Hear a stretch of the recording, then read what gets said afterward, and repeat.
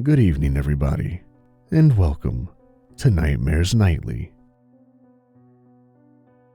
I realize some of you may have gathered the wrong idea from my first entry.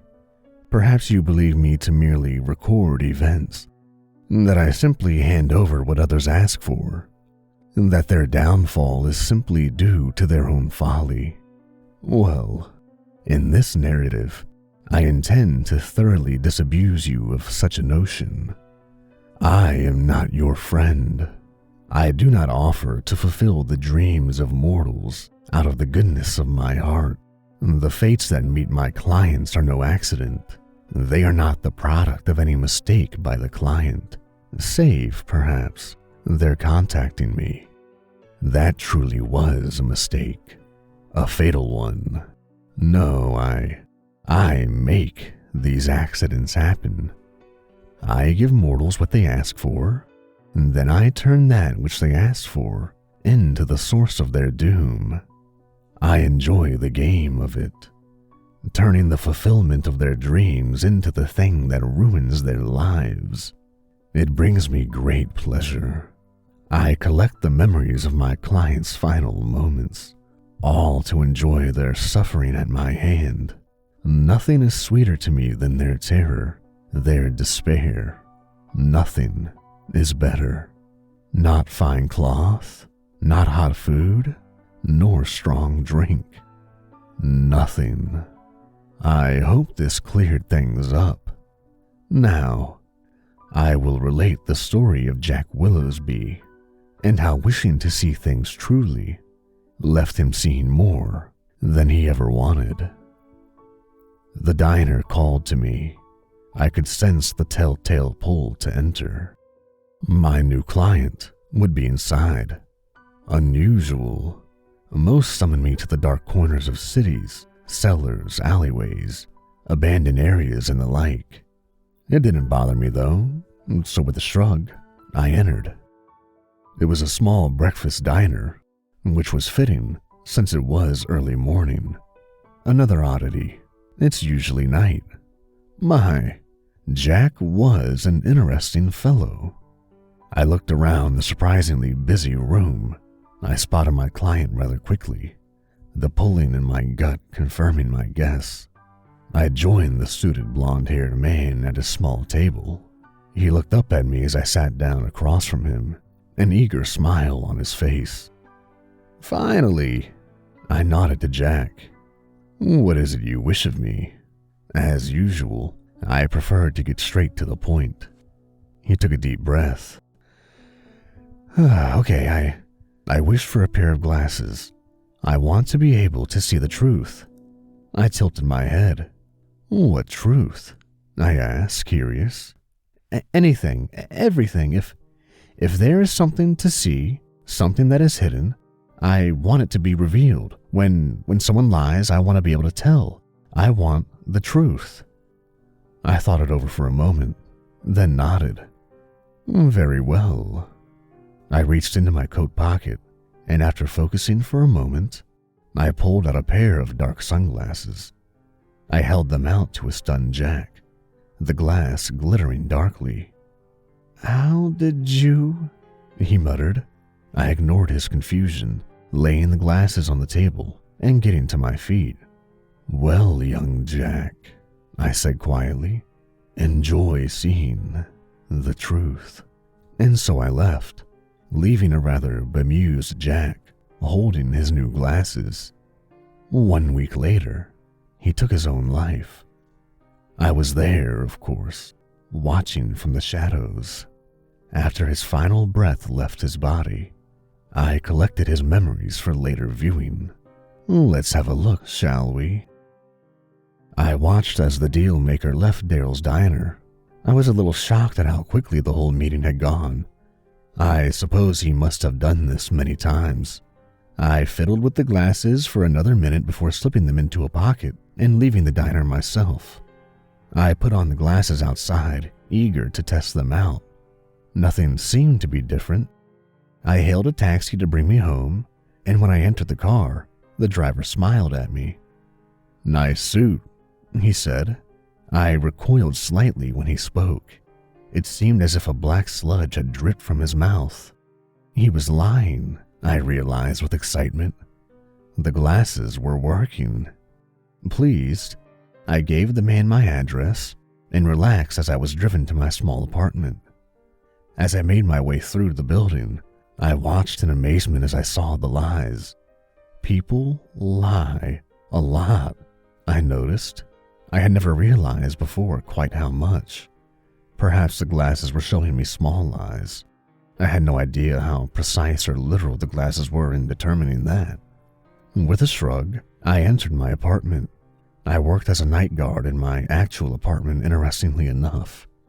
It was actually a little late for me to be up, so I got undressed and went to bed. I woke up and got everything ready for my night shift. After everything was ready, I got to do what I had been waiting for. I pulled out the glasses. Eagerly, I put them on. Everything seemed to be the same as before. Then I froze, spotting something out of the corner of my eye. I squinted, focusing. Nothing. I relaxed. For a moment, I thought I had seen a pair of eyes watching me. The night went poorly. I kept seeing glimpses of eyes glinting in the dark. I convinced myself it was nothing. It was just my nerves, jittery from my meeting with the Dealmaker. I was seeing things. Thus assured, I went to bed, expecting a good night's rest would help. The night shift was worse. I saw the glimpses more often. I slept poorly that day. The shift after that was even worse. I couldn't look around without seeing a pair of gleaming eyes following my every movement. Usually the eyes would disappear when I looked straight at them, but sometimes they looked back for a moment. The fourth night the eyes wouldn't disappear when I looked. They would just stay there, unmoving. I stopped looking at them. I slept even worse that day. My eyes were now permanently red from lack of sleep. All I could think about were those damn eyes following me. I saw them every time I closed my own eyes. The fifth night, as was the pattern, was worse. Every now and then, I would hear a scuttling sound and see a small shape dash behind me. I couldn't take it anymore. I would have simply taken off the glasses, but not knowing was so much worse somehow. I couldn't stand the idea of something moving without me knowing, so I left. I abandoned my contract, my job. I went to a hotel, hoping the creature wouldn't follow me, and it seemed to work. The sixth night was free of crawling shapes and glittering eyes. I nearly wept with relief. I celebrated too early.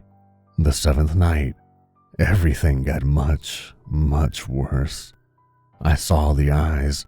They were everywhere. I couldn't escape them. Nothing I did helped. As the night crept along, things worsened. I could see the shapes moving every time I turned my back. I felt the eyes burning into me. I wanted to scream, to tear my eyes out. I was exhausted and terrified. They were watching me. Always, always, always watching me. Oh, don't look at me, please. Don't look at me. Stop looking. I screamed in the quiet of my own head. I ran to the kitchen. My inner screams were so loud, I realized I was actually screaming, a desperate sound filled with terror. Long, throat-tearing screams. I could see them clearly now. The eyes, those damn eyes. Finally, they were in front of me, not just hidden in the corner of my vision. I snarled. There was a creature standing in front of me. It was hidden in shadow, yet as always, I could see those glowing eyes. And this time, I could see the teeth, gleaming in white. I felt a deeper terror than any I had ever felt before. I snatched a knife from the kitchen counter. I held it out warningly, desperately. Terrified tears ran their way down my cheeks. I knew my end had come. This knife wouldn't help me. I felt from the depths of my soul that I did not want this creature to get a hold of me. There was only one option left. I drove the knife deep into my heart. I collapsed. Breathing was difficult. I looked towards where the monster had stood. I watched as it turned and faded away. Despite it all, I felt relieved. Relieved that that thing would not be able to touch me. As I began to choke on my own blood, I thought I saw the Dealmaker, standing in a shadow.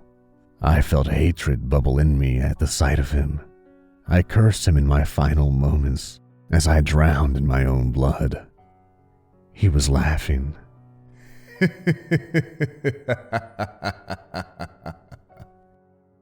Poor Jack. His memories were delicious. I am the Dealmaker. I make deals with people. And if you are very unlucky, I just might make a deal with you too. Thanks for listening, everybody. And if you like what I'm doing, leave a like and a comment down below, and hit that subscribe button for more Nightmares Nightly.